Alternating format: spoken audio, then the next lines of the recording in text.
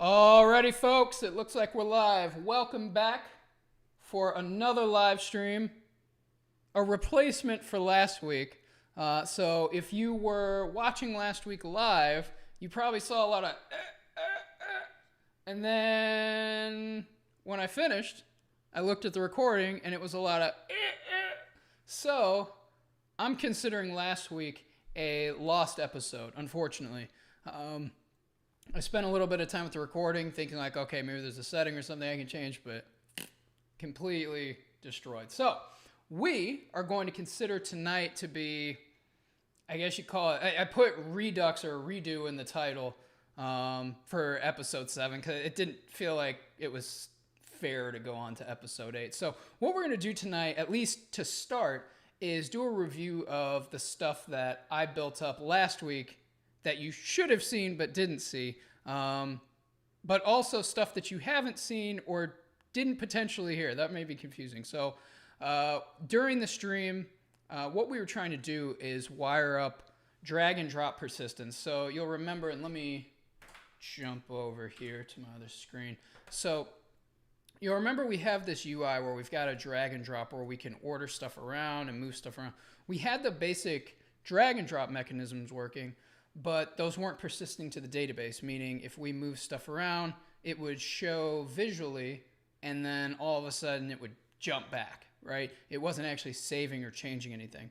So last week, what we were trying to do is say, okay, well, we want that to save to a database. So we worked through the backend part first, focusing on wiring up the GraphQL mutation that was going to write everything to the database. Then we flipped to the UI to say, okay, let's now actually call that mutation on the server and make this thing actually persist to the database. Where things went off the rails is that in my head, I had this idea where I was like, oh, well, we should make it so that the change, meaning the sort order that we see here, so whether it be that one of these pages lives within a section or if it lives standalone up here, what we were trying to do is say, oh, well, make that change on state and then in the background persist to the database. That was my goal. And then as I kept working, a stream that usually is 2 hours ended up being 3.5 hours because I went down this weird rabbit hole with this convoluted solution only to wake up on Friday and say, oh, well, why don't you just write it to the database and then refetch the list and be done with it?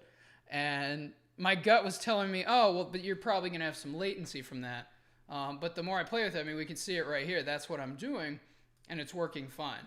And I thought about it, I was like, oh, well, I did technically the same thing with the courses. So it's actually kind of a good thing that last week's episode was a mulligan because what I would have taught you would have been completely incorrect and honestly quite a dumb way to do it. So what we're going to do to kick things off is review how I implemented this, and we'll cover the whole thing. So we'll cover the front-end implementation all the way to the back end. And then what I want to do is jump over to the actual docs site. So we've been talking about getting here, but there's been a little bit of friction in terms of making this thing work the way that we want or I want. And so what we're going to do later after we do the review is actually start rendering out this navigation. So that was the purpose of this UI, is not just to help us create the documentation, but also to order the navigation and control the overall experience of how this stuff is sorted over here. So I want to do that. And I think because I've technically already written this, this is something that I've got in one form on the CheatCode site. So right now I've got the table of contents is automatically generated when the page renders. So basically what I do is I look for all of the H tags in the post that I'm looking at. So this is on cheatcode.co. So in the tutorial, I look for all of the H tags and then I automatically generate that table of contents on the fly. And we can use the exact same pattern for this navigation over here. So what I'm thinking is do the review, then we'll work on this navigation, and then we'll look at this. And that should get us right around the, I think, hour and a half, 2 hour mark. And I want to cut it a little bit shorter because last week was kind of heartbreaking to go for that long and not really have anything to show for it. So without further ado, let's jump in.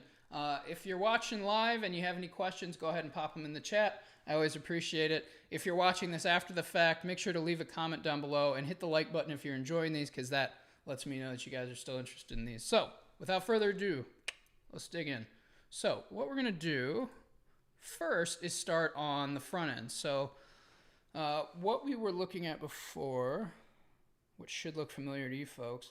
So we had this React Sortable component that's allowing us to more easily use Sortable.js. So what we were doing is saying, okay, render this Sortable component, and we're creating two lists. So we've got, let me see if I can keep them in view together. Not easily. Well, we'll start down here.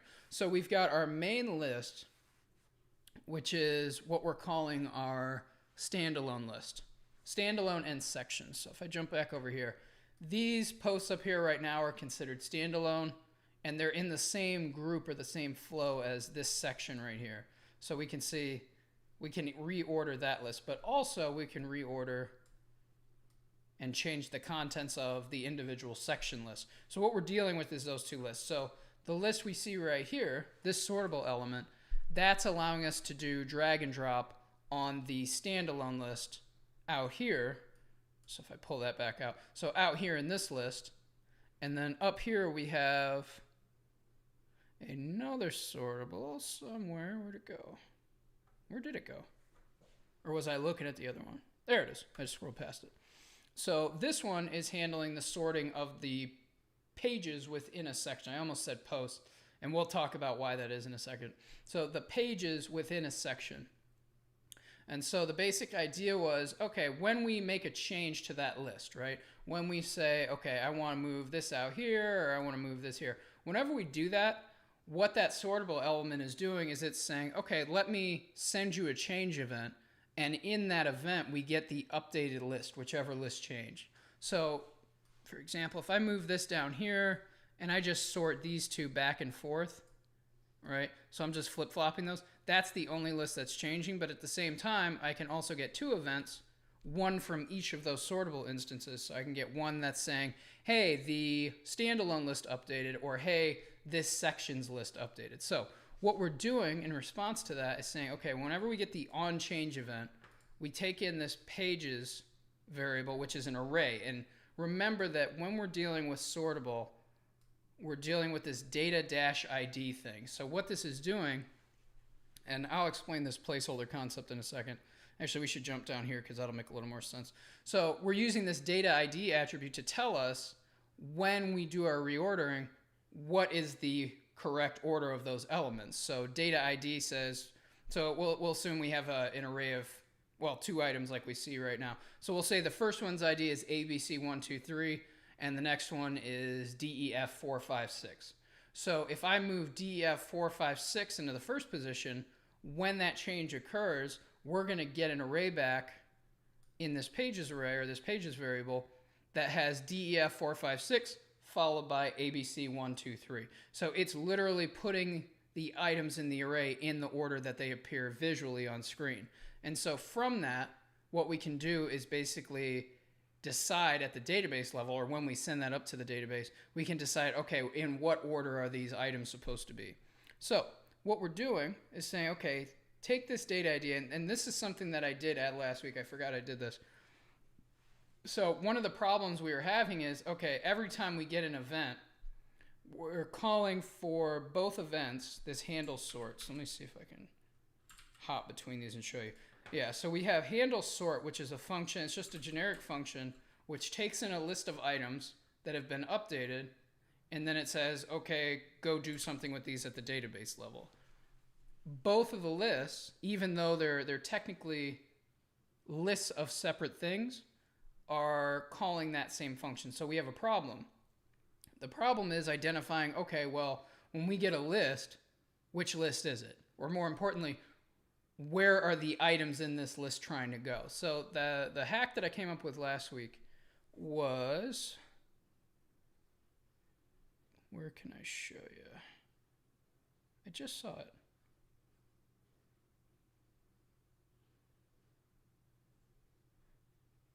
Why is this tripping me up? Oh, I think it might be because it's in here. Yeah. Okay, so what I did was in the data ID attribute, so before we were just literally passing the ID, so this page dot underscore ID value. But the thing I realized was like, crap, we don't know how or where this thing is going, how to sort this or where it's going. So what I realized, like, well, if it's just a string, we can technically pass an object, stringified, and tell ourselves on the element what type of thing is this. So what's the actual change that's occurring at the database level? Because all we're really doing is saying, okay, take this type, and we're going to say, okay, if it's a page, we want to update the, and I hinted at this a little bit ago, the post collection. Again, we'll see that when we hop to the server. But what we want to do is update the post collection. So that type page tells us that we need to call that part of the database or that collection in the database instead of calling the section update. Remember, we have several collections here. Let me see if I can show them to you. So we've got our main documentation collection. We've got documentation pages, which we need to get rid of. That's no longer used. And we have documentation sections, and then we have posts. So the thing with posts, and the reason I keep using that word, even though we're technically talking about documentation pages, is because I want to say it was maybe episode 3 or 4 of this series. I realized, oh, wait a minute, I can just reuse the existing post collection that I've got already wired up for the CheatCode website. So when you view a tutorial, an opinion post, or a meta post on CheatCode, those are all living technically in the same collection in the database. So they show up on different pages in the site, but all I do is I set a type flag on those posts in that collection. So I say like type tutorial, type opinion, type meta. And what I realized a few episodes ago for this was, oh, well, I can just say type documentation. And so the advantage is that when we go to actually, and I think this will work. No, we haven't wired up the link yet. But if I do a new page, it'll work. It better work. Also Kanye West. We'll say create a new page. Yeah, I don't think it's going to work perfectly. Receive status 400. Oh, right. Okay, so we got to fix that, but we'll get to it. So the point I was making is that we get redirected to this editor. This editor is already set up to work with that post collection. So that was the reason we decided to put documentation pages in there and get rid of the original documentation pages collection we started with. So again, post collection is where documentation pages are living so that we can take advantage of this UI and all the metadata and everything that I've already got for other posts, because it's still helpful in terms of managing the documentation. And I want the behavior to be pretty much the same in here. So even though we have this slightly fancier UI for everything, all I'm really doing is just editing some markdown. So I may as well say like, well, let's take advantage of that editor, make everything look nice, and save a lot of time in the process. So that's the point of all of that. So let's jump back to our list and start to walk through how this is all working when it goes to the database. So we just talked about this. So we're saying, okay, stringify this object with a type on it to tell us where this needs to go. And then like we had before, the ID. So the only difference is that we've just moved ID into a property on this object as opposed to just passing it directly for data ID. And we're doing the exact same thing on sections, but you'll notice that we changed the type to section. So that tells me, okay, when I get this thing in array, it's giving me an order, right? So, well, I take that back. It's not giving me an order, but the order is implied. So again, the position in the array is dictating back to us, okay, this is the order that this appears visually on screen. So I'm able to say, okay, well, I don't care really where it is in the array when we go to send this to the server. All I care about is, okay, what am I changing? What's the ID of the thing that I'm changing? And what order do I need to set on? That's it. And then by default, when we run our query, so meaning when we load this page up, remember, we're running a GraphQL query that's actually pulling this data out of the database. All I'm saying is, okay, go ahead and sort this list by the order position, right? I don't care what the element is. I don't care about anything other than, okay, give me the pages that are standalone and the sections, and then sort that entire group by their order property. So that affords us a little bit of flexibility and simplicity here because we don't really need to copy the exact array that we're getting in the UI. over to the database. So let me show you what I mean by that. So if we jump up to, and let's make sure this connection is clear. So again, when we have a change, we take in this pages array, which is in the order that it visually appears on screen. Then what we're doing is we're calling to this handle sort function. And here what I'm doing is getting rid of this element placeholder. So if we jump back down here real quick. So I'm in the sortable, I believe, for sections. Yeah. So one section has, a section renders pages. I'm trying to remember. I'm like, wait, is that right? Yes, a section renders pages. So what we're saying here is, well, there may not be pages there. So let me see if we can do this real quick, because it'll make a little more sense once you see it. And let's find the other one, because I'm pretty sure I did it down there. Yeah, I did. So we're going to save that, and then we'll start to understand why this is problematic. So I'm going to move everything into this list.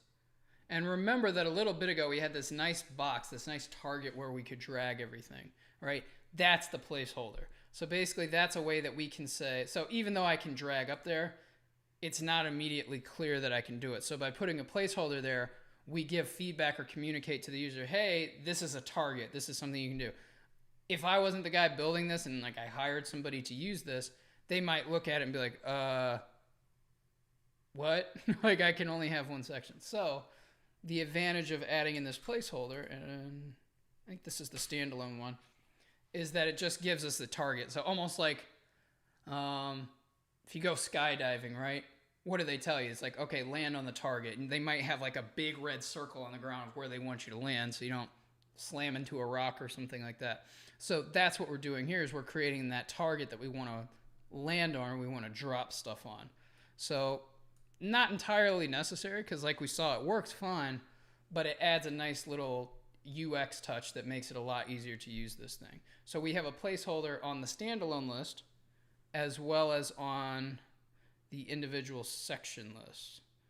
So right here, same exact idea. And this one is designed to blend into the post list down here. So it looks like a placeholder for a post, but let me show you. Oh, right. Yeah, that should be good. So there we go. So now I just add in a row that goes across the whole width and says drag pages here.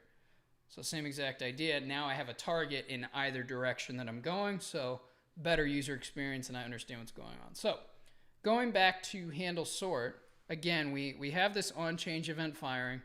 We're being passed this array of sorted pages, or sorted sections as well, I should say. So we take in that list, and what we want to do, I'm trying to working myself through this. So what we're going to do is we're going to say, okay, take that list, and remember, that list is a bunch of objects that have a type on them and an ID on them. So we want to say, okay, that's going to take us to the database to actually store this. So we're saying, okay, first and foremost, we want to get rid of any items that have the placeholder. So what that means is you'll notice I've added data ID placeholder here intentionally. So we want these placeholders to live in line with the rest of our actual pages, but we don't want that to exist in the database, right? So what we're saying is, okay, when we actually go to persist this at the database level, filter out any items where the ID is placeholder. And you'll notice I'm just saying item does not equal placeholder. So filter is basically trying to say, only keep this if this is true, right? So in this case, item in this array, so you'll notice, and just to be clear, because we just talked about all these objects and stuff. So on the actual items, I'm stringifying an object, but on the placeholder, I'm just passing placeholder directly. So that's why I'm doing a direct comparison up here, is I'm able to say, okay, this item is literally a string containing the word placeholder. So here, what we're doing is we're saying, okay, take the pages list that we've got, the array, and we're saying remove any item that has the name placeholder. So that means that we don't accidentally put that in the database. Once we have that, then what we're doing is we're mapping over that list and we're parsing back out the object that we just stored in the data ID. So here, page is analogous to item. So this is just me. And actually, you know what? I'm going to change that just so it's a little clearer.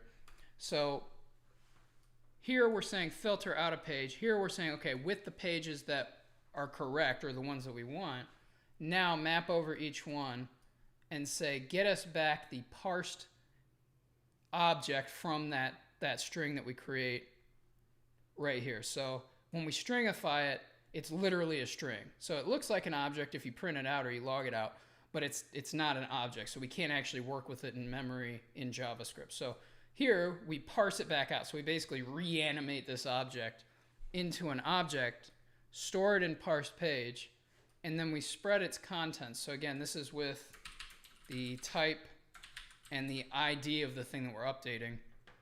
And right here, this is unique. So on the pages that belong to a section, we also include on that item. So again, this is one of the items in the array, and we're mapping over it to transform that data.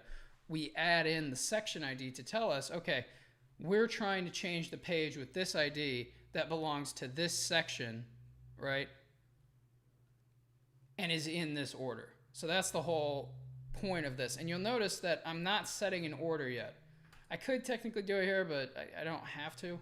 So what I'm saying is just give me the correct filtered list with the correct data that I need to do the update. And then if we jump up to handle sort, this I could probably get rid of, to be completely honest. The reason I have a separate function here is because of that state idea I was talking about. I was basically doing something like this set state, and I'll just do ... So we were doing this convoluted update to state. And then in the callback to that update, then I was saying, okay, once you've updated state, go ahead and update the database. That's why this is here. Yeah, it's technically not necessary. So let's, yeah, you know what? We're just going to nuke it. And what do I call this thing? It's a long name. Handle persist documentation order. All right. But what I'm going to do is get rid of all of this because we don't need it. Because we've already got that function defined down here, already anticipating a list. And since I've got this log here still, we'll take a look at what's printing out. So what's happening then is we take that list, and then we go to call our GraphQL mutation. So I wired up, and we'll look at this in a little bit. I wired up this update documentation order mutation to say, okay, give me an ordered list. And remember now, what's cool about this is because each of our list items tells us its type, whether or not it belongs to a section, and its order, we can just copy that data down and then hand it up to the GraphQL server. So, or to the mutation on the GraphQL server. So here I'm saying order is just equal to that list. It's kind of a funky name. We could probably change that, honestly, to just like sorted pages or something like that, because that's essentially what it contains. And what I'm doing is I'm setting that equal to whatever list we got, and then you can see I'm mapping it one more time, and this is what I was talking about by technically I could do this in the map that we just looked at. So I'm saying take each list item, spread out its contents again onto this object, and then add in order as the index of that item in the array. So technically speaking, this is the, not all caps, this is the index of that item in the array. So index meaning 0, 1, 2, 3. So again, in JavaScript, you have 0-based indexed arrays. So the first item is technically in position 0. All right, so that's the value that we're getting back. So as we map over this, we're saying, okay, start with item 0, go to item 1, go to item 2, so on and so forth.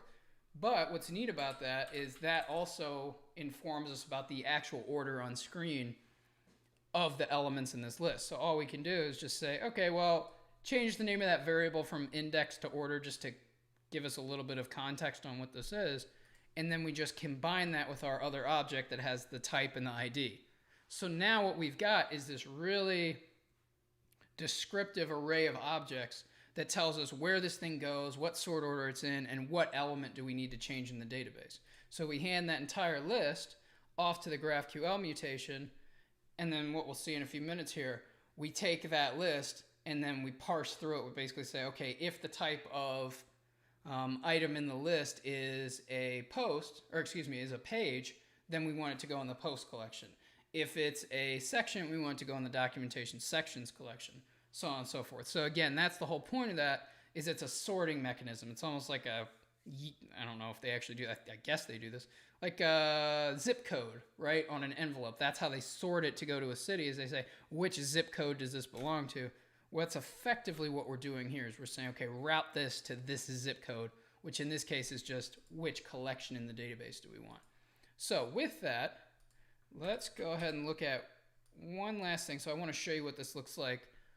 Yeah, I want to show you what this looks like on the client. Then we'll go up to the server and take a look at how all that stuff's working.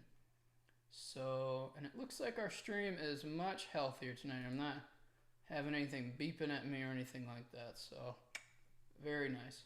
And that means likely that the recording is going to come out too. So we'll have a high def version of this sometime tomorrow. So, checking out the client with this. So if we come over here, there's probably already something floating around in there, so we'll clear it out. Yep. Okay, so I'm going to say, clear that out. There we go. Okay, so remember earlier I talked about depending on what we're changing and how we're changing it, we might actually end up getting 2 sort events or 2 change events. That's what just happened here, because technically I moved this from out here, and you can see it's actually kind of helpful to see this. So this item here is the list for the section.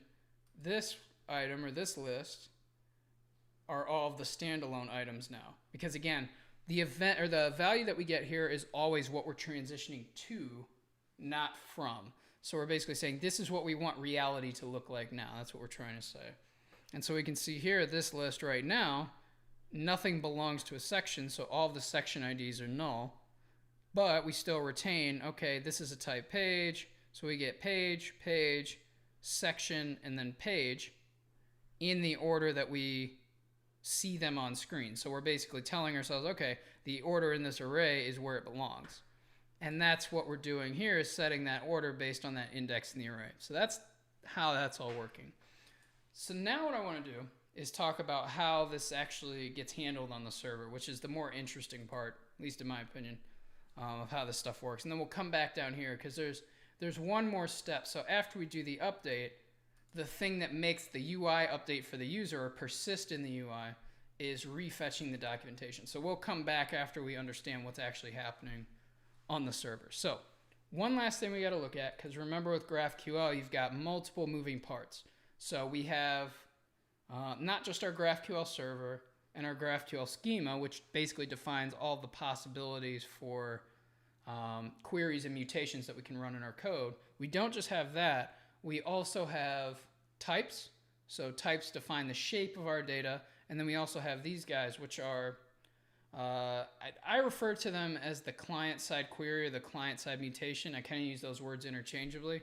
But these are the statements that you write in the client side of your application to talk to that GraphQL server and say, hey, this is what I want, or this is what I want to do. So here we're doing a this is what I want to do. So if you notice, the name here, update documentation order, is identical to what I've got here, slightly. So let me explain that, because that might be a little confusing. So up here I'm saying import update documentation order as update documentation order mutation. All right, so I'm pretty sure that we talked about this before, but the whole idea here is when I'm working with GraphQL mutations and queries, I'll typically add that as a suffix on the end. So either query or mutation to tell me later down in my code, what is this thing, or what does this variable contain? So that's what's going on here. So in here, this name, like if I change this to pizza, I would change this one to pizza. So that's just our variable name for this type of query. But then what I'm doing is I'm saying, okay, go ahead and import that as this name to classify it a little bit better inside of this file. So it's just making it easier to comprehend what's going on. So looking at that mutation, a client mutation, what we're saying is, okay, we have update documentation order, which we anticipate takes in an order argument, or an order variable, I should say. So there it is. So we've got our variables list, and then we've got order as the name of the argument that we're passing, or the name of the variable that we're passing. So here we've got order, Because remember, in GraphQL, you're very strict. You got to say, this is what it's doing, this is the data that it's passing, and this is how I want to handle it. Because if you don't, well, kind of defeats the purpose of GraphQL, right? Not only do you get an error, but that's the whole point, is that strictness makes your data flow more consistently, but also eliminates a lot of the headaches that you run into when you don't have that strictness in relation to your data. That's where a lot of applications honestly fail, is their data is disorganized or it's not consistent, and so everything blows up in their face eventually once the amount of data that they're having to juggle gets past a certain point. So that's the idea here, is we have this very strict setup. So we're saying, okay, we're taking in this order variable, and we expect that to contain an array of objects matching this type. So remember that types are describing the shape of the data that we're passing around. So either, in this case, an input is data that we're sending from the client to the server, or it's data that we're returning from the server to the client, right? And so that name gets used interchangeably. So I'll type this out here just so it stays in context.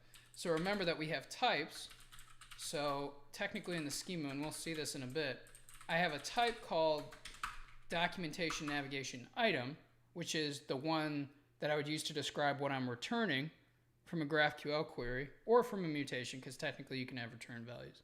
So something I'm sending from the server down to the client, or I have an input, like what we see being passed here. So we've got documentation navigation item input. And we've talked about names before too. So you might say, yeah, that's ridiculous, but there's a point. So again, it's very descriptive about what this thing is, so it reduces confusion later when you have this massive code base. So here we have this input keyword put before. So the actual point here, the actual purpose of this code is identical, right? This input and this type are the exact same thing. The only difference is one describes what comes out of a server and is sent back to the client. The other describes what's being handed into a server. So that's the idea. So that's what we're passing here, is an array of objects that match the contents of this input type.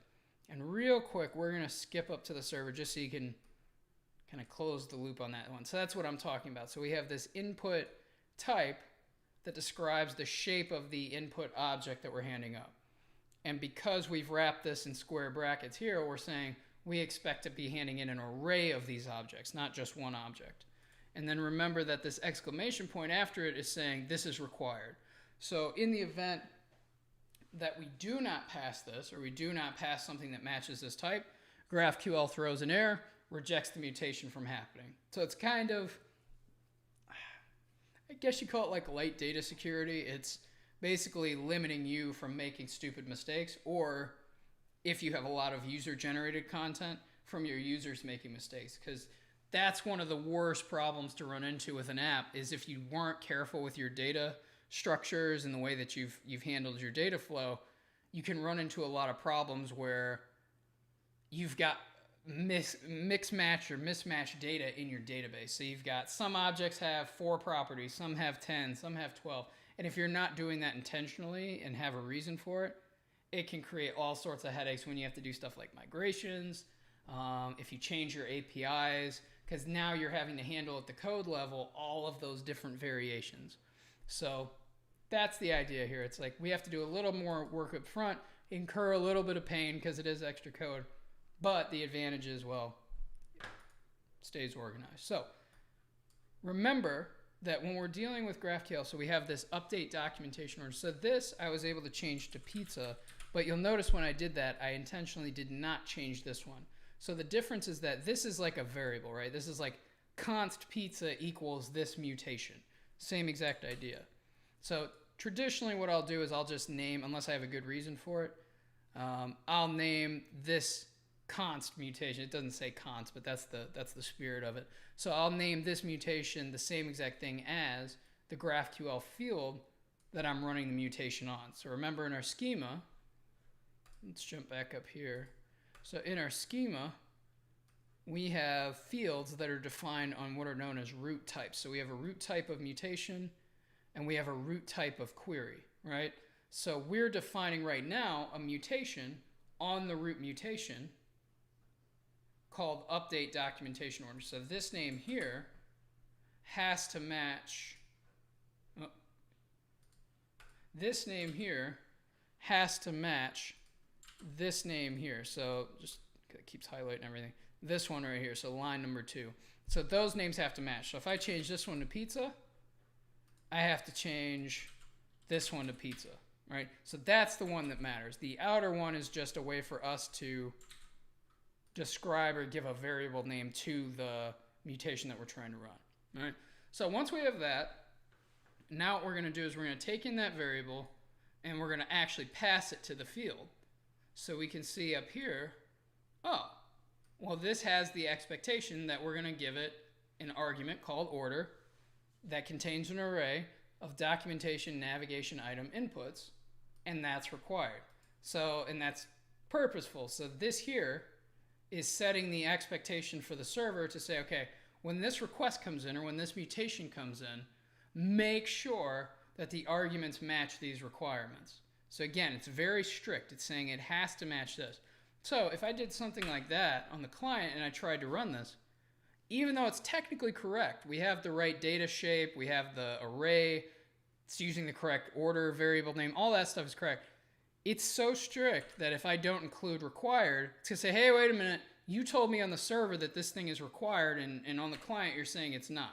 So there's a discrepancy. So it's really forcing us to be explicit about what's happening and why.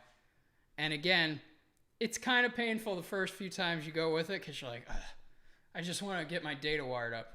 But you realize the benefit much later when you have this massive collection of queries and mutations and you're like, okay, I'm glad that I did this because it's more organized and it's more consistent. So win some, lose some. That's the way I think about it. So now that we've got that, so the only other thing I want to point out down here is that you'll notice that I don't have curly braces after this with some data. So if you've worked with GraphQL before, you've been watching these, you'll notice in some cases, usually with queries, we'll include that object after with some fields that we want to return.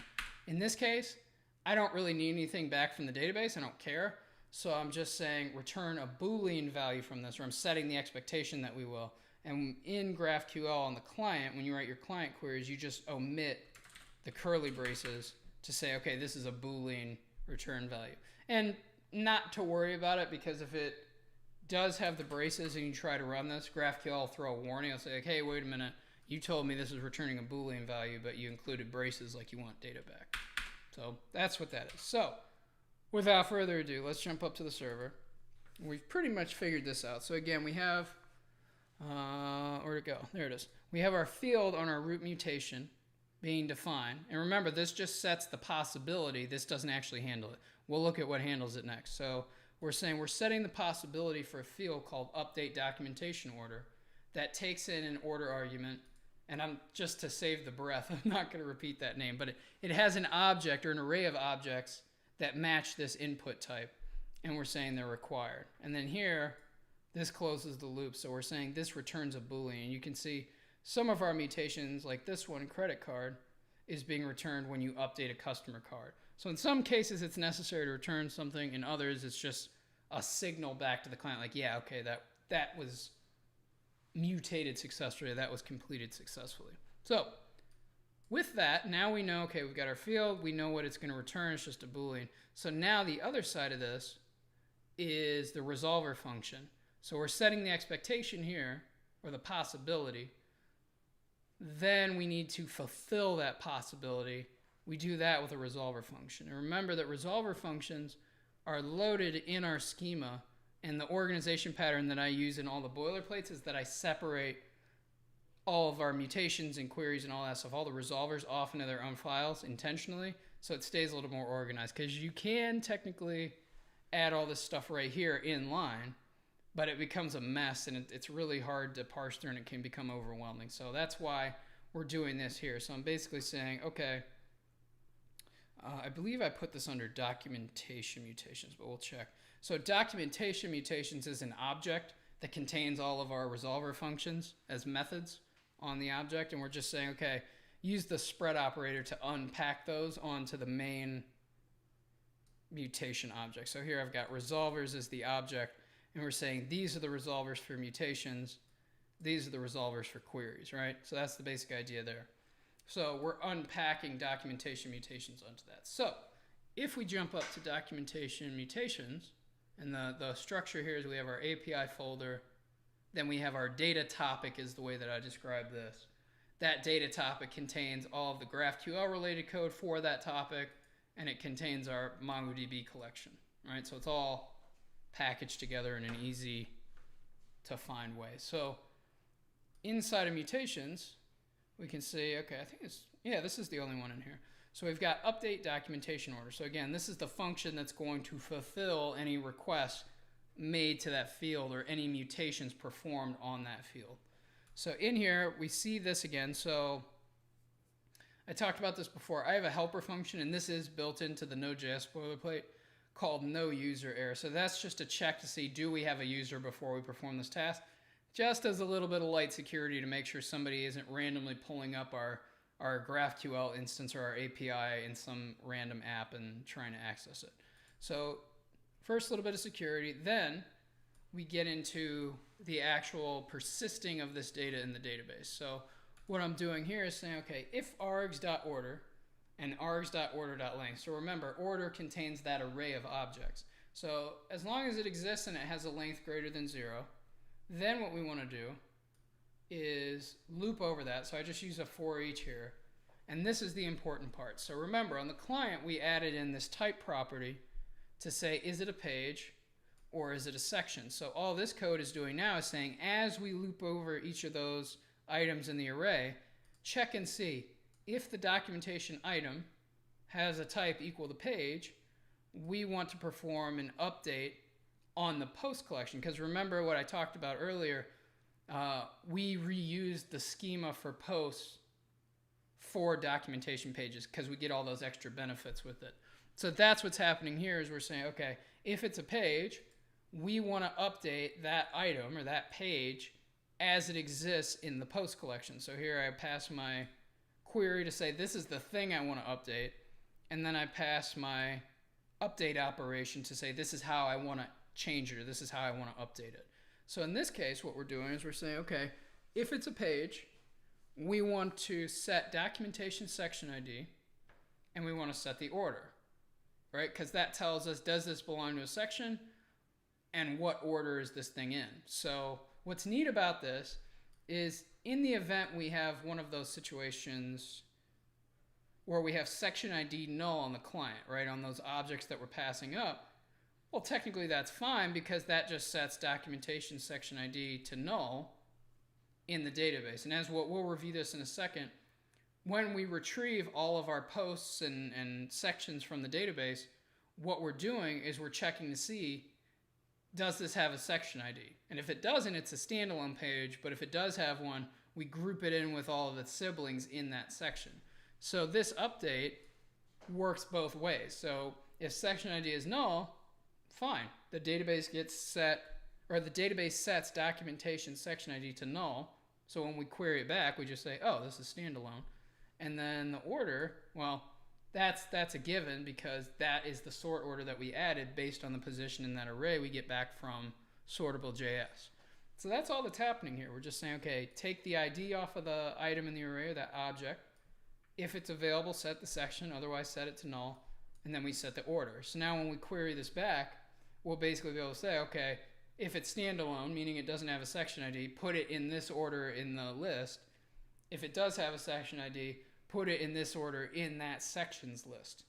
And again, we'll take a look at how this is working. And I think this is where we do it. Yeah, this is where we do it. So we'll come back over and look at the query again. So that's one. So that takes care of documentation items in this array that are of a type page. Then we have sections. Sections are a little more chill because sections, remember, are just a grouping mechanism down here. They don't really have any information aside a title. So like, what is the name of the section, and then what are the posts that belong to it? But that's it. It's just an organizational thing. It's not really anything special. So here, all we need to do is set the order. Because technically speaking, we know that sections in this UI, as well as over here in our actual docs, those are always going to be in that standalone or top level position. There's never going to be a section within a section or anything like that. That's too much chaos. So here we always know, okay, well, we're changing the order of this section as it appears in this standalone list, meaning everything out here, but not anything inside of an individual section. That's it. So that's that mutation. And so whenever we make a change, so like right now I do that, we just fired that mutation to say, okay, go ahead and add Flaming Lips, that page, to the Beastie Boys section, but keep Kanye West and Should Work as standalone pages. Right? That's it. That's all we're doing. If I change the sort order here, we're firing it. And every time that we fire it, as we'll see in a few minutes, I'm refetching the data. So what we see on screen actually reflects what we have in the database. And if I refresh, we get the exact same thing back, like we should. So that tells us that it's working. So with that, now what we're going to do is we're going to jump over to this query real quick. So the query I'm talking about is the one that we run when the page loads initially to pull back that data from the database. So we're saying, okay, when it loads, we need this list. And let me get rid of this console log because that's no longer necessary. So what we're doing from this query, so this query is called documentation. From this query, what we're doing is we're returning this object. And remember what we did before is we picked out, okay, first, what is the documentation that we're updating? So remember, there's one documentation object for each project for CheatCode, right? So we have the Next.js boilerplate will get its own documentation object. Node.js boilerplate will get its own object. So first we figure out what that object is or what that project is. This is a good way to think about that. Then what we want to do is we want to say, okay, find all of the standalone pages first. So again, those are the ones that don't have a section ID. And then find us all of the sections. All right, so that's part one. With that information, what we're trying to effectively do is build out the navigation for our documentation. So this query, at least the intent, and you know what, we can get rid of this too.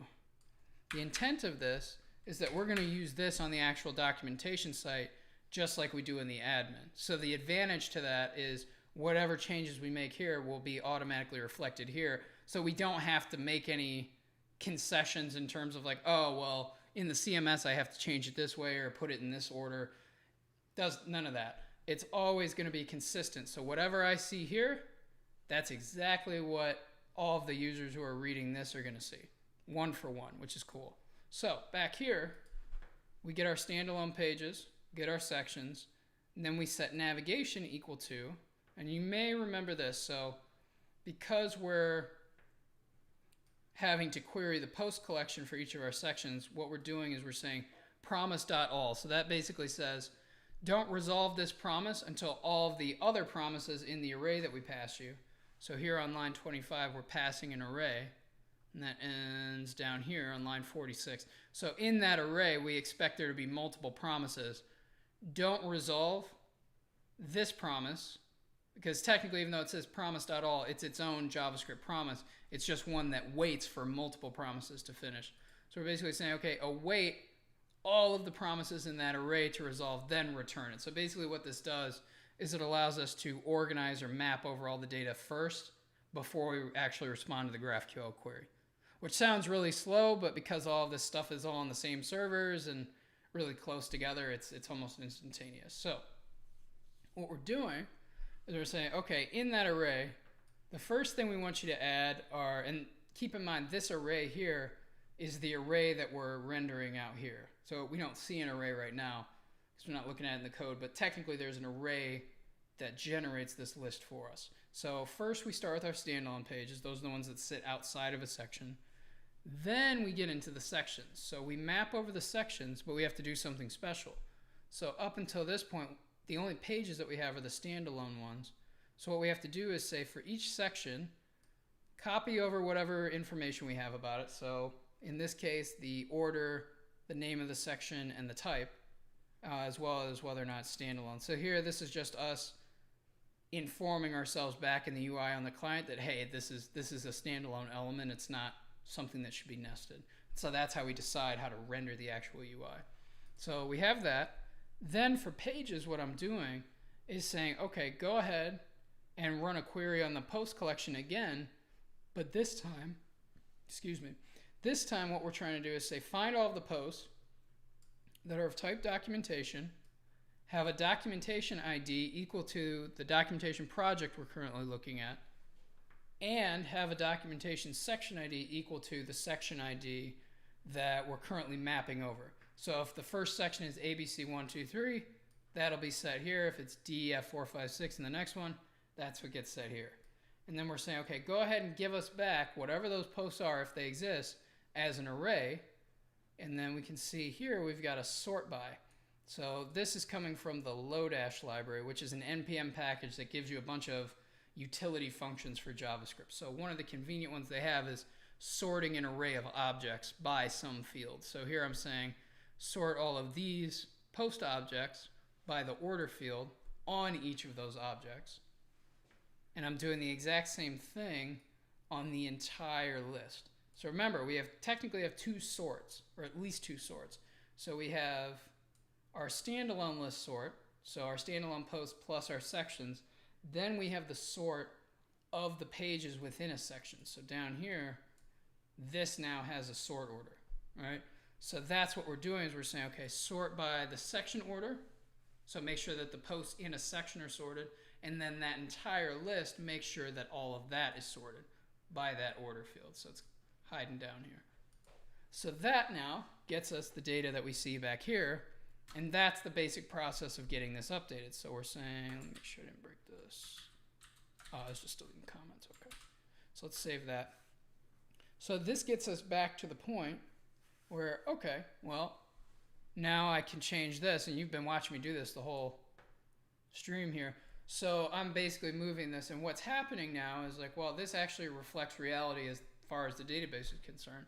The reason why, so this is when we jump back to the client and what I hinted at earlier. So all of that's being done by this client.mutate method. So we're calling to the mutation, we're running the code, everything works. Then we jump into the then callback for the promise that's returned by client.mutate. And we say, okay, once this completes, go ahead and fetch us the documentation. And based on the way we wrote this fetch documentation function, it anticipates the ID of the documentation that we're currently looking at. So what we say is, okay, hey, we just changed the order. Go ahead and pull that data back down from the server. If you're a GraphQL aficionado, you're probably like, well, wait a minute. Why did you return a Boolean? Why didn't you just return the new order from the mutation?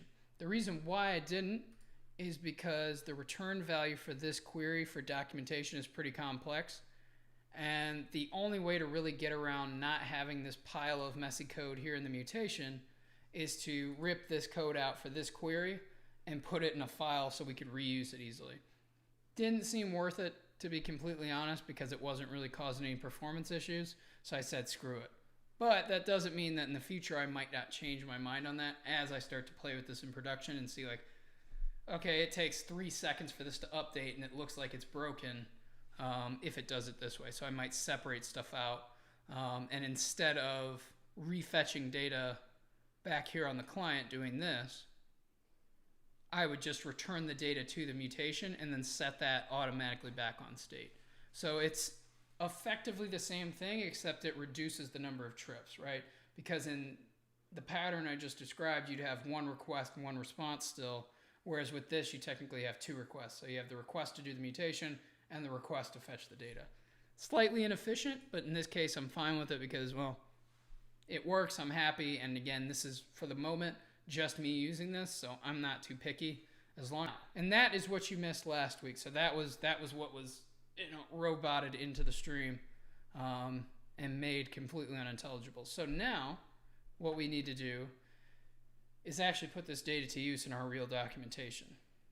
So back over here, we've got our navigation that we need to render when we're looking at a given project in the database. So remember, and this tripped me up. So up here we've got this random ID, but over here we have this nice slug name. So that's intentional. So when a user is actually looking at this, or when a customer is looking at this, the names need to actually be there, meaning the slugs need to be there so it's descriptive of what they're looking at.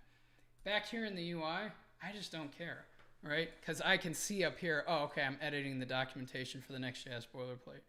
I don't need to also have that name up here. Technically speaking, they don't either. I think it's not working quite right, like quite right now. But remember that we should have the name of the project over here in this little blank space. And you know what? Let me see. I might have broken it intentionally to show you guys something, but we'll figure that out when we do the navigation. Yeah, but that name should show up over here. So that's the whole reason that the URLs are different. Technically, we're looking at the same paths. The only difference is that over here we just don't care about the structure of that URL. So that's our task, and that is going to be okay. So we're about an hour. That's what I expected for that review. So now I want to spend like the next half an hour to an hour at the very least getting this navigation done. Then we'll also, depending on timing here, take a look at this nested one. Then what's cool about that is that at that point, we're really close to finishing up with this entire project. So we got to do the search UI, which might end up being 2 streams, and then I may just end up doing like the cleanup on the formatting of the content by myself off stream, because honestly it's tedious and I'm a dork about it. So I'll sit here and like literally lean towards the screen, and I use this tool. I'll show you just so you're like, are you serious? So I use this tool called Xscope, and I'll do stuff like this. So I'll sit here and I'll check the spacing at the pixel level to be like, is that right, or does that feel right? And I'll also use another tool. I hope it shows up. There it is. So I'll use guides to make sure that my lines flow together. So like there, that makes me real happy that the spacing works out so that those lines visually connect more or less to each other. So I geek out over stuff like that. So I might do one. If you guys want to see me go through that process, leave a comment and let me know. But for most people, it's like watching paint dry. I just have this big grin on my face, but most people are like, dude, come on. Just get it done. So I'll probably end up saving that. So let's dig into this navigation and see where we get. I think that compared to all the other stuff that we've done is going to be pretty straightforward. But I won't hold my breath, because I always say like, oh yeah, it's going to be fine, and then it's, well, you've been watching, you know what happens. So let's close some stuff out just for the sake of my own sanity. CMS, I'm going to keep it open. I was going to say we're technically done with it. There's a little bit of stuff, but I think I'm just going to do it myself. So like, I got to wire up the ability to edit this. And there was something else involving sections. Yeah, I'll probably just end up, because most of it's just going to be bug fixing and stuff like that. It's not going to be anything interesting for you guys. So yeah, keep docs open because we might need to make changes if something's not working correct. But what we really care about now is the API. No, we don't. I just explained that to you.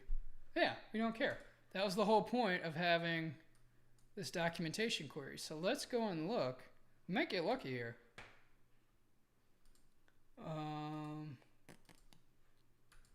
Are we running? So we have documentation page query. Oh, how did we do this?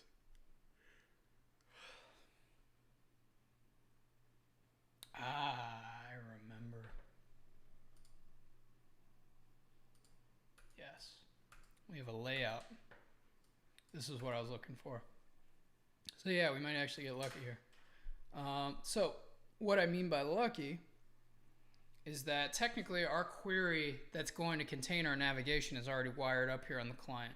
So all we should have to do is extend the client-side query. The docs? Yeah, because this query here, I'm glad I didn't close this. So I'm in the CMS.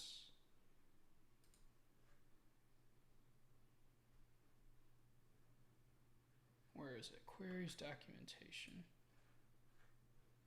It's mutations. There it is. And this actually, I'm glad we looked at this because now this gives us a starting point. So notice the field we're querying in the CMS is identical to the field that we're querying in the actual docs UI. So, and this is what we just talked about. So this is the advantage, is that, okay, well, it's literally the exact same code. It's just in a different project or in a different code base. So we already know, like, well, what do we care about? We care about at least some of this data in navigation. So all we got to do is jump back to the docs UI. So again, that's this project in the code. And just go add navigation in. So now, what's cool about that, if I come back over here and I say console.log data, we should see our navigation logged out. Which if we do, then this gets a little bit easier because it's not going to be, and let me do that one more time just so we can see it. So we've got data, we had a 400 error, but I didn't catch it.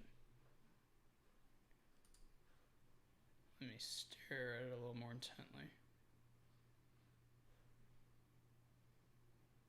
No, I didn't see one. Skip false. Oh, I hate these errors. So these 400 bad requests with GraphQL are pretty difficult to debug. Well, let me make sure this is true. So I'm going to get rid of. So the way that I solve stuff like this is process of elimination. So I'm going to comment out what we just added because that seems to be the problem child. Then we're going to come back and see. Did I mess that up? Yes, I did. Yeah, I'll just get rid of it. Okay, so now. Oh no, we are. Okay, so this is good. So that explains why we don't have the title up there. We're getting bad requests. So let's go look at our API and the schema, because that might give us a hint. So we're calling the query documentation. Ah, I broke it. Not intentionally. So this is one of the downsides to what we just talked about. So remember up here we were just talking about this unique ID versus the slugs. Well, if we look, remember I just told you we're querying, so this is in the CMS, we're querying the same exact field in the CMS as we are on the site. Let me see if I can get these. What's the difference? The variable name. So here on this one, we're saying, well, we're going to query by the project slug. This one up here, we're just doing it by the documentation ID. And if we look in the schema, we're only anticipating the documentation ID, which means that I at some point removed project slug thinking, oh, this is stupid. We don't need this, when kind of do.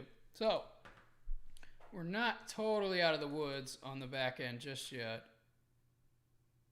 And you know what? I do have a faint memory of saying we're going to need to do an OR query for this. And then we've been on the CMS rabbit hole for a while. So what we're going to do, we're going to add project slug back in. And I'm going to be careful here. So I'm going to say string. And notice how we have this marked as required. I'm going to get rid of that intentionally because we might have a documentation ID or we might have a project slug. We technically don't know. So we don't want to mark one as required because then the other one is going to break, right? So what we can do,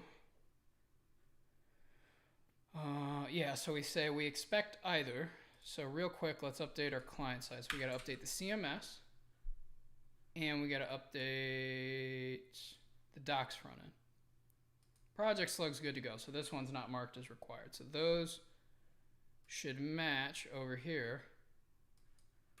And we're good to go. So now in the query, the trick that we have to use, so if we look right now, we're saying we always expect a documentation ID to be passed, which isn't true.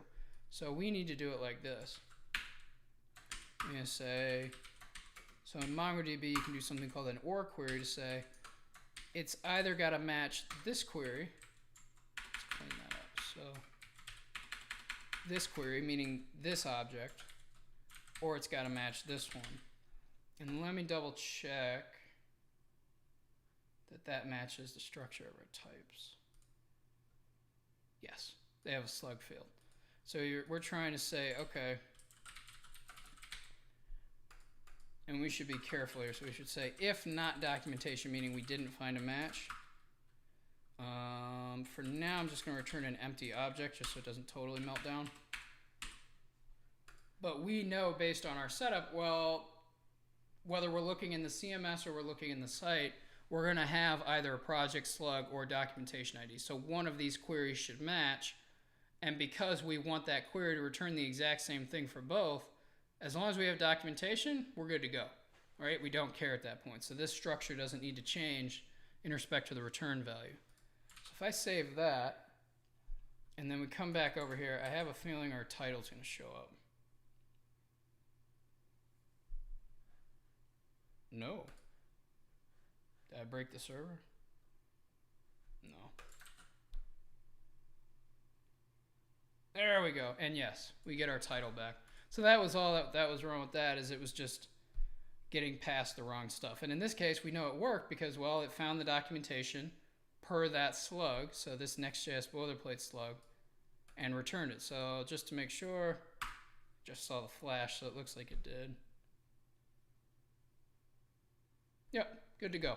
So we don't have to worry about that discrepancy anymore. We're getting the correct stuff. And now we can see our data down here, which we got to add navigation back in. So this one, add document or navigation back in. I can't tell if it reran or not. Let's do it. Sweet, our data. So navigation is empty. That shouldn't be the case. Yeah, because everything should match. So this is where I'll check on the server side when we run this. Do we actually not get any navigation items back? And I would bet somewhere in here. Yep. Okay. So this, we don't need to log anything. I already see it. So here we're anticipating args.documentation ID, but remember that might not exist. So what we have to do is trust the ID that's on the documentation object we get. So I'm going to swap these out. I'm going to say documentation. And I'm able to just call this instead of doing like the question mark or the and documentation.id. I can get away with this because we've already checked if documentation exists up here. So if it doesn't exist, this code never executes, so we don't have to worry about it. So we can say documentation ID, and I believe there's one more. Documentation ID. So now, when we run this again from the server, this should work. Or excuse me, from the client, it should work. Come on, there she is. Look at that. And question we want to answer is, does that match our expectation? So if we go back to our CMS real quick, we have 2 pages followed by a section with 1 page. So we've got 2 pages followed by a section with 1 page. Pretty cool. Now for the fun part. And I'm noticing that there's even more of a fun part, because right now we have our IDs, but in here we're not routing based on IDs. We're routing based on slugs. So we need to update that query to make sure that it returns the slug for each of those items, so we can actually do our routing, which will make sense in a second once we actually render the list out and get that done. So what we're going to do is put slug on page there. I believe sections have slugs, or they better. Otherwise I'm going to get cranky. And of course the pages nested under sections should have slugs. Okay, so let's jump to API. Yeah, we're not doing anything special. So the only thing I need to check is do sections. Yes, they do. They're supposed to. And we're not limiting the fields returned or anything goofy like that. Okay, so this is an easy one, thankfully. How is that working?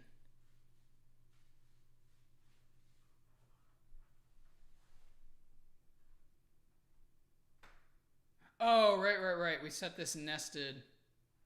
So do we have it? Oh, we might now. Hold on. Might be unnecessarily dramatic right now. Yeah, there it is. Never mind.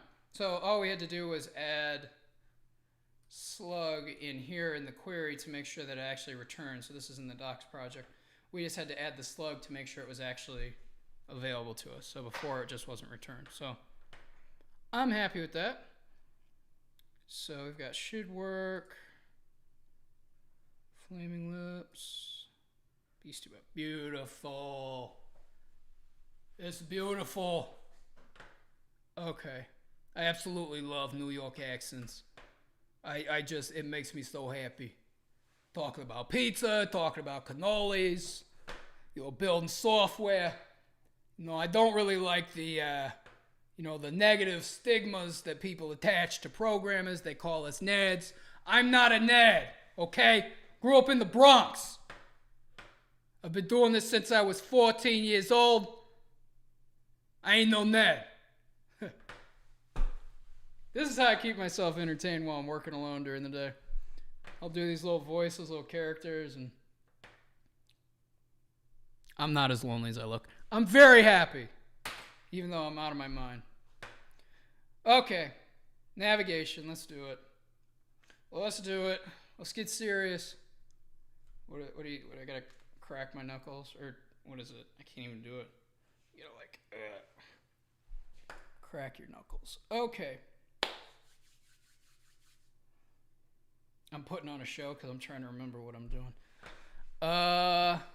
Looping over the navigation. So let's do a parse out of that right here. I'll say const navigation equals data.documentation.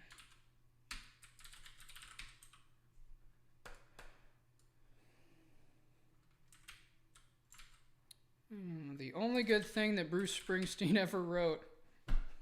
It's playing in my headphones right now. If you've never listened to his record, Nebraska, it's not like talking about being the boss or none of that. It's really good. Really good. That's the only Bruce Springsteen I can get into. Everything else has. Just makes me want to get out of the store, if you know what I'm talking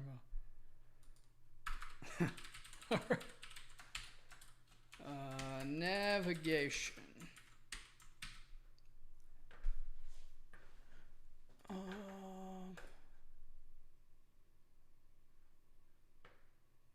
There we go. That's what I wanted. Okay. So what we're going to do is we're going to map over each. We're going to say if it's a type of page, we want to look at the page object on that outer object. If it's a section, we want to look at the section for the title, and then we want to look at the pages for the pages. Okay. This should go pretty quick. As soon as I understand, we're going to ignore this for just a second. So that's the breadcrumbs up here, but those are going to be driven by something else. Yeah, we're gonna pull that from somewhere. We'll get that from the URL, and I think I've got something we can take from the CheatCode website for that. Okay, so what am I up to here? So we've got.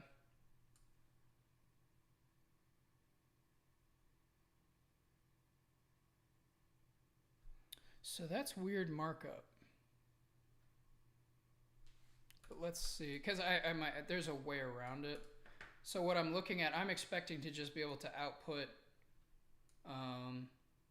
individual items in here in a top level UL. So let me get rid of this section. I'm guessing it's going to break the design, but let's see what it does and what we might end up doing. Yeah, okay.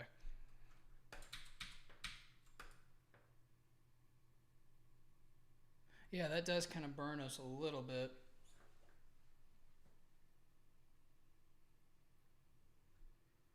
But why? So it burns us because we just want to list out the individual items.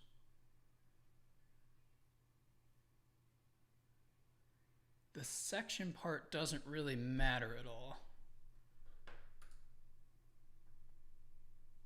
So what is a section? So a section is nothing more than an H5 and a UL. So if I remember, all we were doing with that is just spacing things out. And I'm guessing the styles fell off because we have a immediate child selector, which is like a side section, well, something like that. So the question is, do we have to still do that? You know what, here's what I'm gonna do.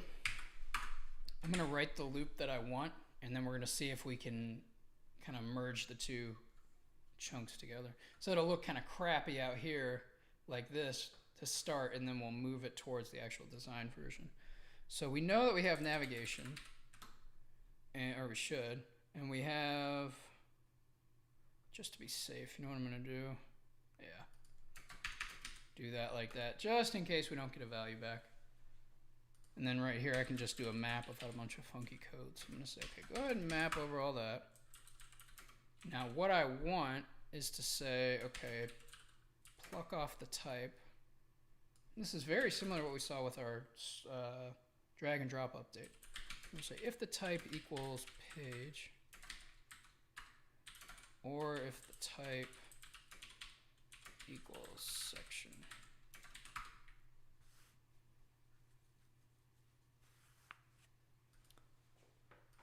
Oh, you know what? This is duh.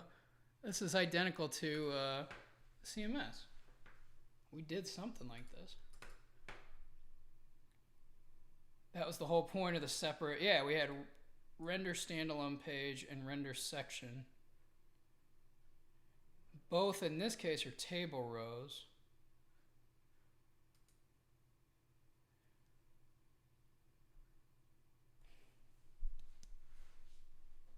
Okay, I see how to do it. So we're going to get rid of the section components, and we're just going to have one gigantic UL. And then we can turn our H5s into a list item as well. Yeah. Because that's the actual spacer or separation. Yeah.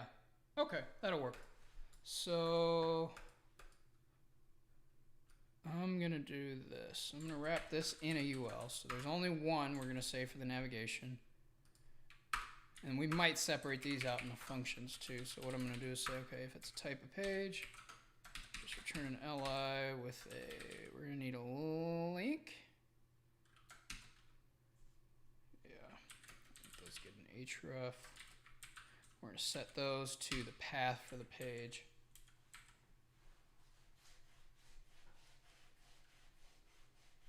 Yeah, that works. So we're going to say slash. I think we can do this. This might not work because we're doing destructuring of things that may not exist, but it might be okay. If not, no. So what am I thinking? I'm thinking page.slug. And then here it's going to be page.title. So that's if it's a type of page. If it's a section, we're going to also return an li. But we're going to return the H5 and a nested UL in here. So the styles again are it's going to be exactly the same. The only difference is how we approach this. Meaning how we approach the rendering. So where's my section? Last one. Yeah, so section.title is what we want. Sure, section.title. And again, I expect this to look kind of like junk to start, and then we'll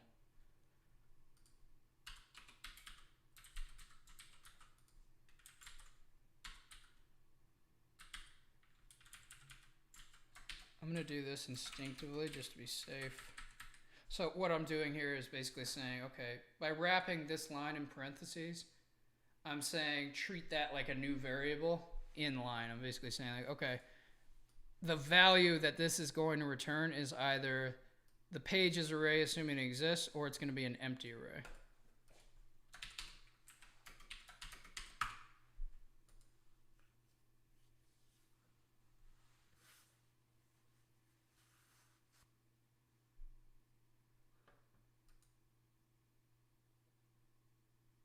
Yeah. So, and we got to be careful here. we are playing with fire.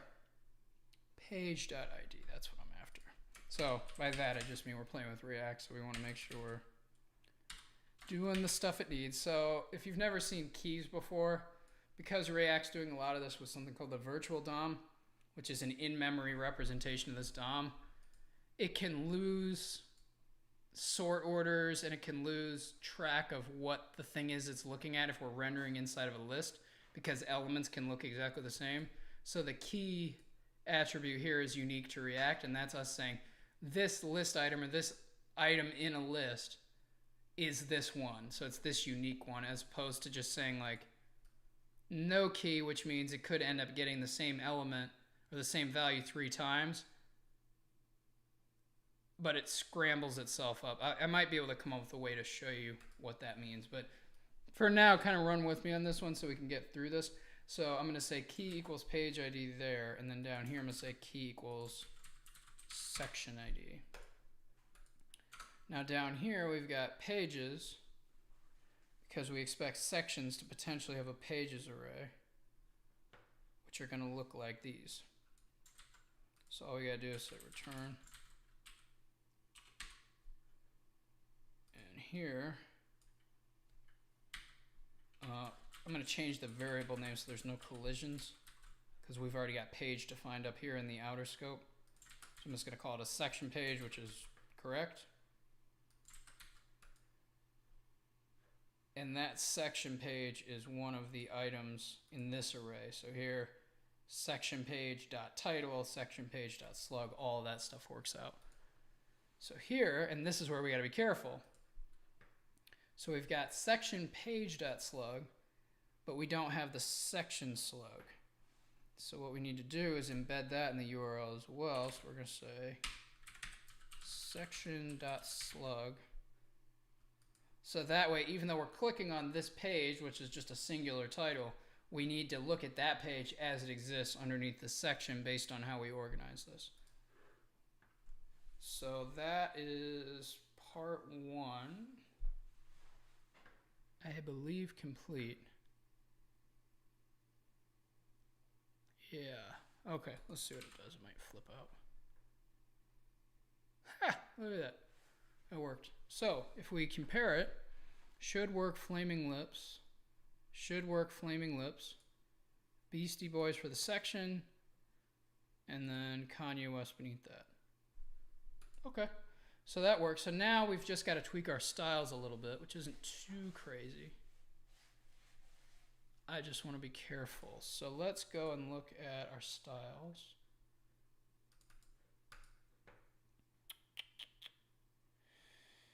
Let's see here.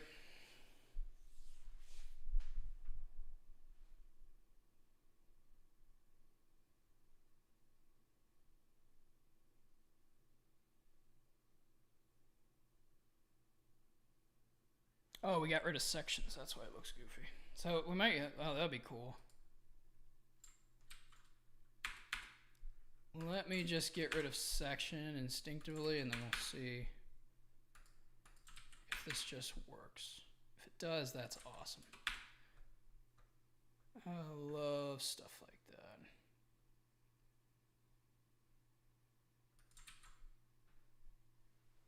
Not bad. Not bad at all. Okay. Kind of what I expected, too. Looks like our fonts are messed up.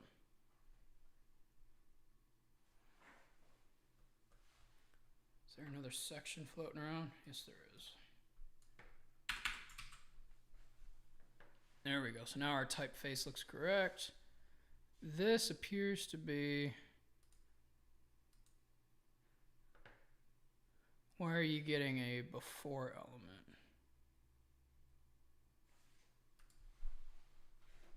Or is it just the UL is getting it? Yeah.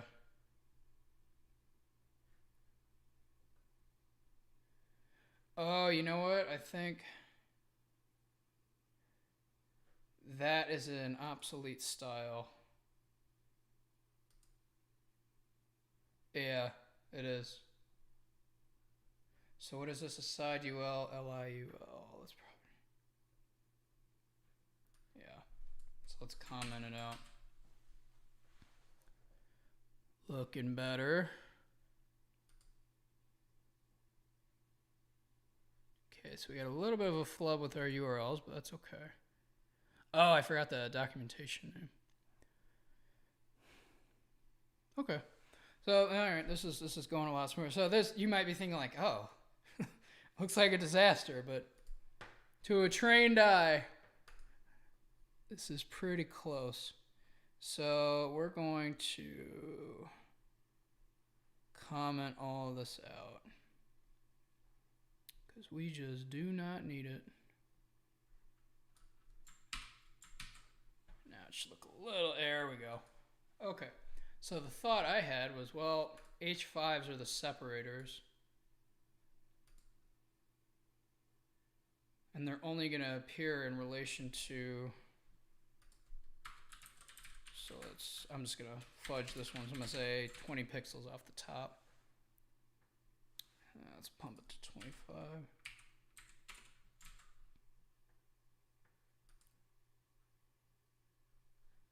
And I might tighten up the margin bottom.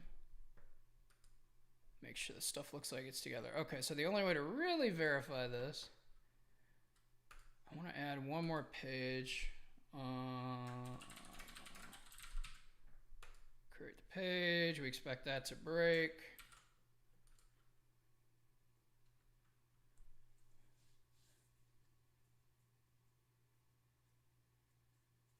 There we go.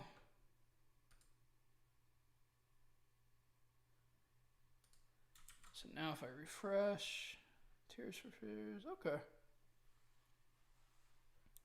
You know what, let's do that. And see, this is what I hope we would get to see. So now I'm making changes in the CMS and we get a live update in our UI, which is really cool. Yeah, so you can still kind of see those together. So I need to say the nested ULs. So I do want this selector, but I don't want these styles. So I'm gonna try this. I'm gonna say margin bottom 25 pixels. Yeah, that worked. So what I just did is I created a visual gap between the section posts or pages and the standalone page that's at the bottom. So if we pull this side by side, you can see what I'm talking about. So should work as standalone. Beastie Boys has Flaming Lips and Kanye West. Tears for Fears is standalone at the bottom. So we want that visual separation because before when I didn't have that margins, if we look at it, it's all... So it looks like Tears for Fears is part of the Beastie Boys section, but it isn't. So we got to add that margin bottom to that nested UL so that we get the correct thing. So only thing I'm noticing, there's some weird characters showing up. So I'm going to say, let's get rid of our test data because we just don't need it. I'm surprised. I don't know. You have to tell me in the comments. Since I moved down south, I don't know if I picked up a southern accent yet. I mean, right now I have one, but I don't know if like my normal speaking voice has a little bit of a twang to it. We'll have to see. I'm curious.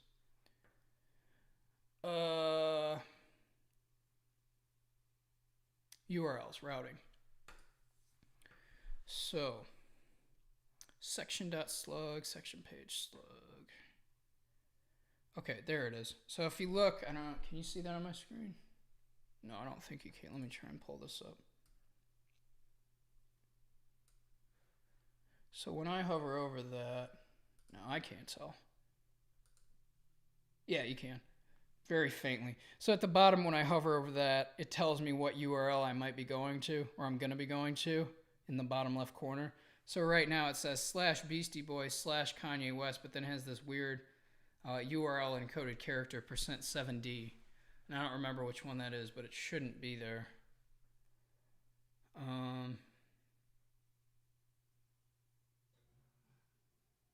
Oh, I see it. I left a curly brace in there. And I copied that one down. That's why they both had it. Okay. I was gonna say. Yep, that's correct.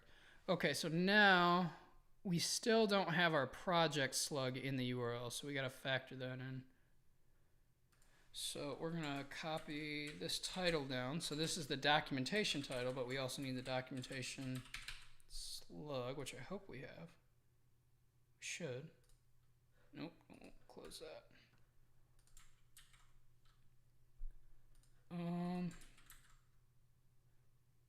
I'm fine with that. I'm looking at the name collisions like, it's gonna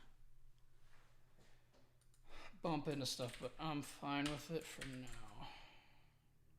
So basically what my point is, we have to make sure that we include the slug of the documentation project we're looking at, followed by either the standalone page or the section slug and then the standalone page, or excuse me, the section page slug.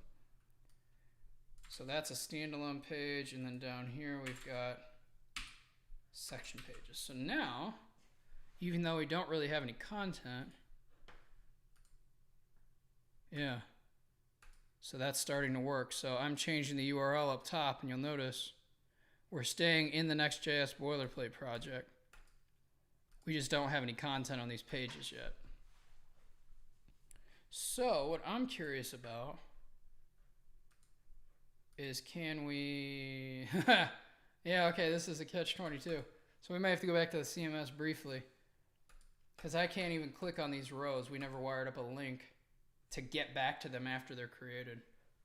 So let's do that real quick. You know what, actually, I'm going to take a quick break to grab a glass of water. So I will be right back. Hang in there, folks.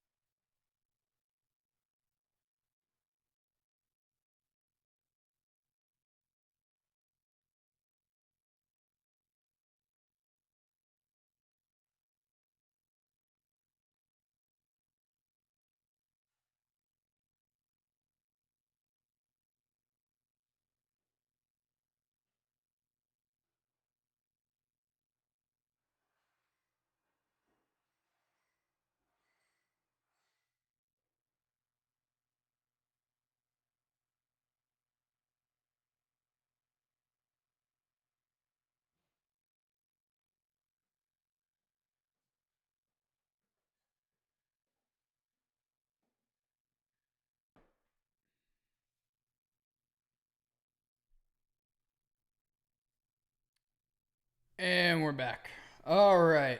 I was getting a little desert in the mouth there. Okay, so what we're going to do is focus on getting these linked up so we can actually edit them, because I want to make sure we can get some content over here.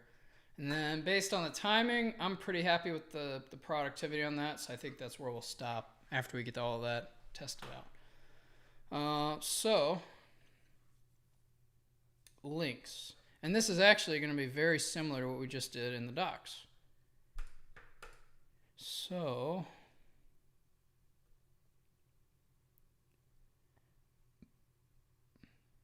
actually it's going to be easier. So when I create a new one, yeah. So all we care about is editing pages. So it's just going to be documentation ID / page ID. Okay, so this is pretty straightforward. But where is the documentation ID coming from? I think we had that in our URL or something. Yeah, okay, so it's on state supposedly. Hopefully we can get to it. So render standalone page I'm going to do first, and I'm just going to link the titles for now instead of futzing with anything else because I don't feel like it. Could technically make the entire row clickable, but okay, so we want const documentation ID, so I'm going to pull this off of state. Let's say documentation ID, and again in the CMS we don't care about slugs or anything like that, so I can just use the what are you yapping about? J at what? It does have one parent element. I didn't close something. Where is it? Let me copy that. What did I miss?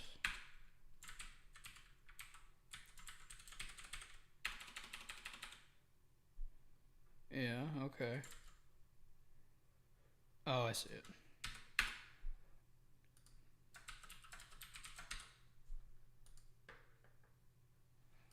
Cool. Actually, it's going to be the same exact thing because the compromise we made on this general routing, I don't really care if the page belongs to a section or not. So I can just get away with this in the section pages.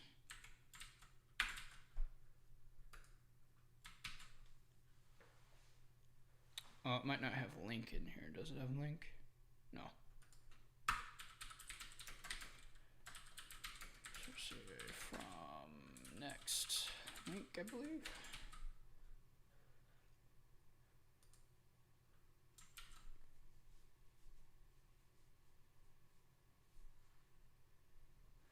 Documentation ID is not defined. Oh, in the section one.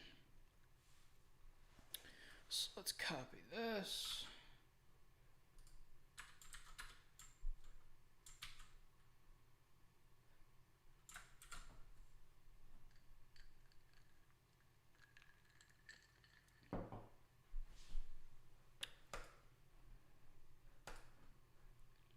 What does it think is being rendered as an object?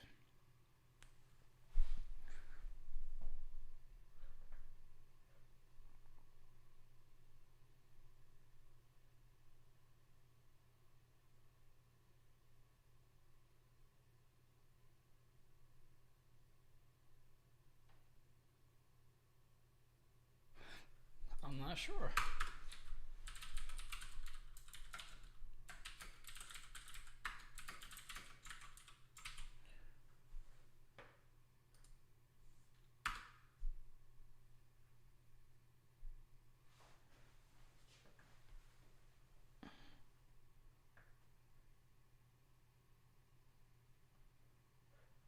It's there? Okay.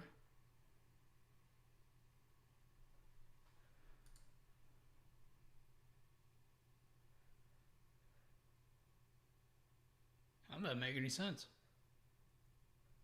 At least for that one.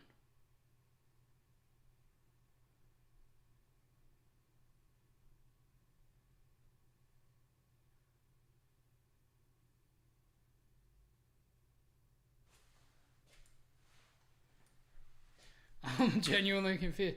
Maybe... Oh, you know what? Is this just a default export?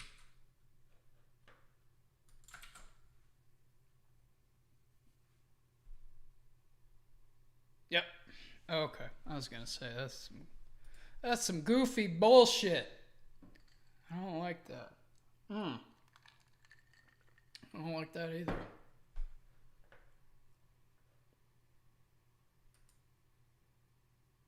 Oh, I see what I did. So I'm actually pushing the full URL, so we got to include the keyword docs. So we got to say like this. We're going to say docs slash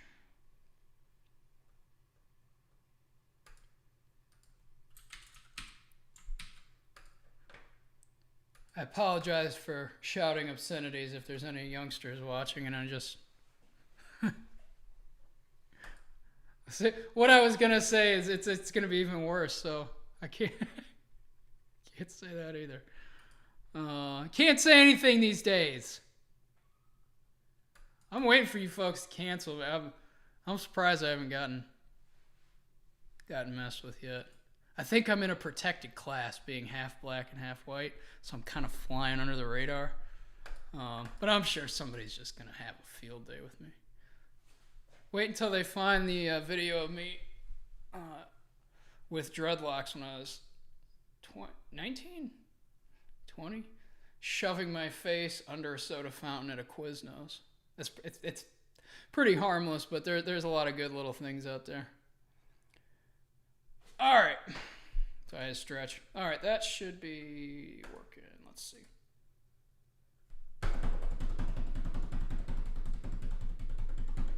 Oh, it was reloading.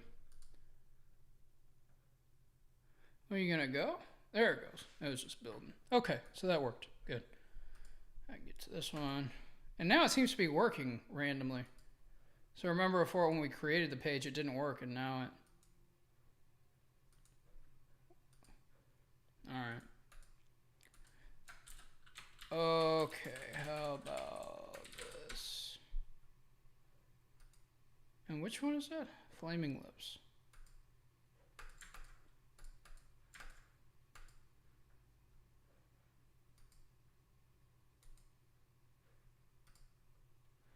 Oh, that's next to impossible to tell.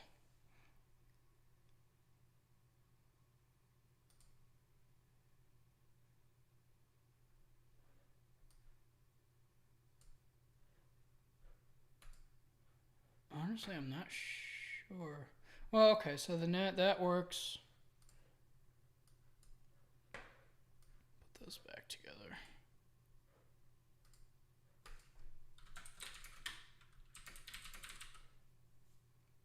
This is this one, that's helpful. Let's see here. Okay, so it is saving. I ignore stuff like this because we never really mess with this part of it. Okay, so my question would be, because I don't remember, what is the query that we run when we get a page?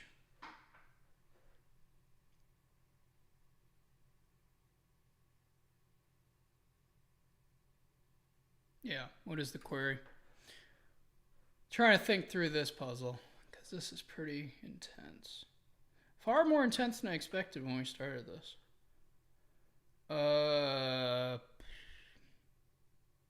What am I looking for? Queries. Documentation queries.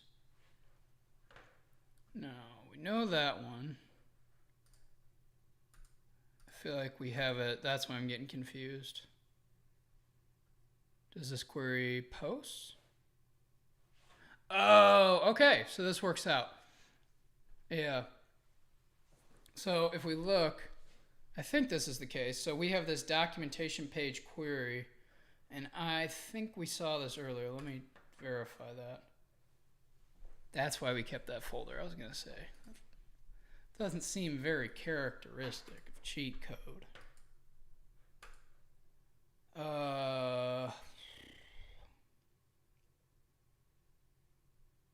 Yeah, okay. I just saw the word and then it escaped me.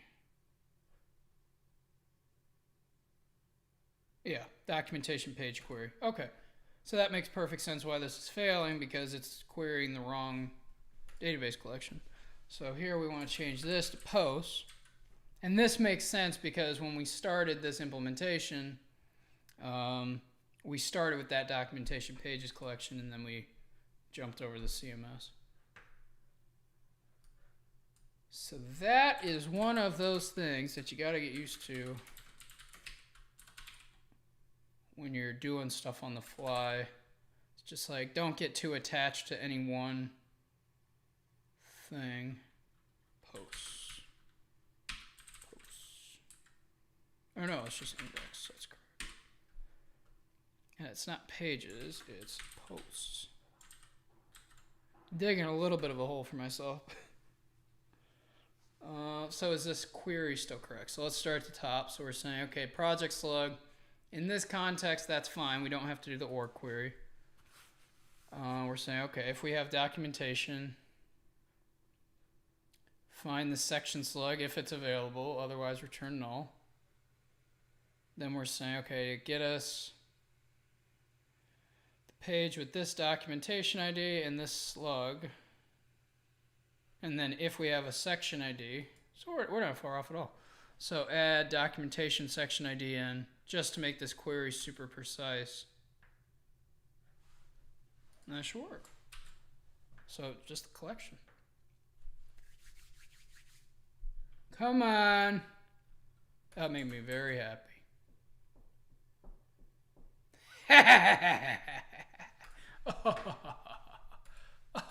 Look at this beautiful documentation we built.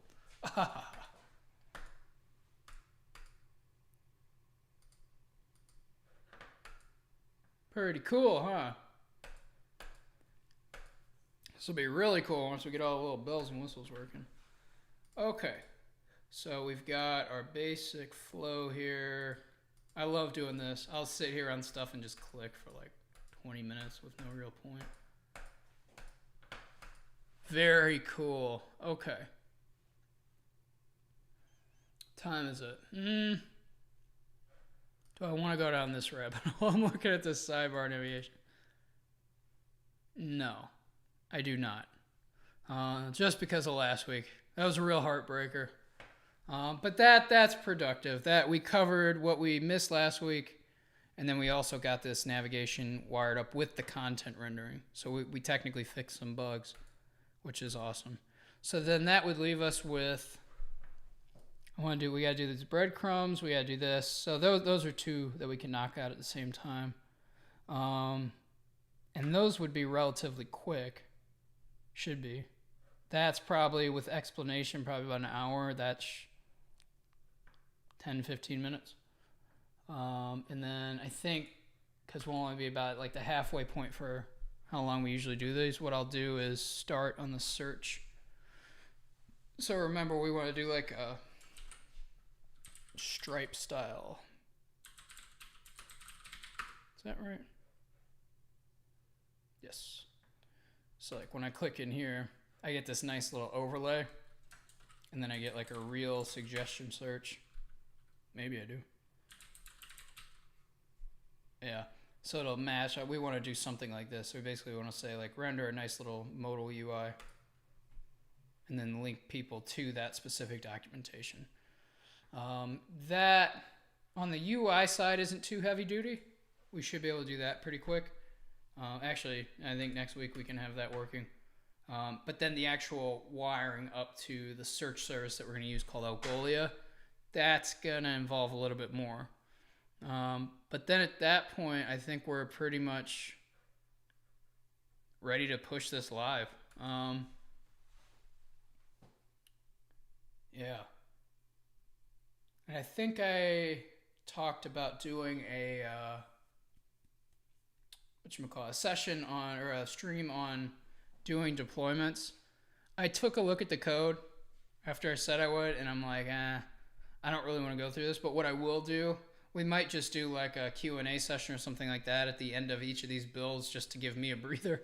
But during that session, what I might do is explain how I do it. So I'll be able to show you some of the parts, but showing you the whole thing is going to be risky because there's a lot of config variables and stuff, and I'm like, I'm going to accidentally leak something, and then you can ruin my day.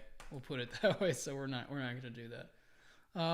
So yeah, good evening. Much better than last week. It looks like we do have a stable live stream. We have a stable recording. So we're back in action. Crisis averted. So thanks for tuning in, folks. That's going to do it for me. If you haven't already, make sure to hit the subscribe button and hit the notification bell right next to it. That way you get a heads up whenever I put these out. And if you subscribe, it'll show up in your nice little subscriptions feed, and you'll see, hey, we're gonna build something. It's going to be fun. It's going to be super awesome. And I should watch that, even though it's 2 hours. I'm going to learn something. It's going to be fun. It's going to be cool. I should watch that. All right, I'll quit being patronizing. Yeah, folks, thanks for watching. I really appreciate it, and I appreciate everybody who has been subscribing. I've been seeing a lot of folks from all over the place signing up, so I really appreciate it. And thank you to all the folks, too, who have been signing up for the pro subscription on the main CheatCode website. I appreciate that. And if you haven't checked it out yourself, CheatCode Pro gets you access to all of the repos for the tutorials, the free tutorials on the site, and it also gets you access to the to the pro Discord chat that we've got set up. So there's a few of us in there right now, talking back and forth, sharing projects and things like that. So jump in, because we'd love to have more people, build everybody up and help each other with projects. So again, folks, thanks for watching, and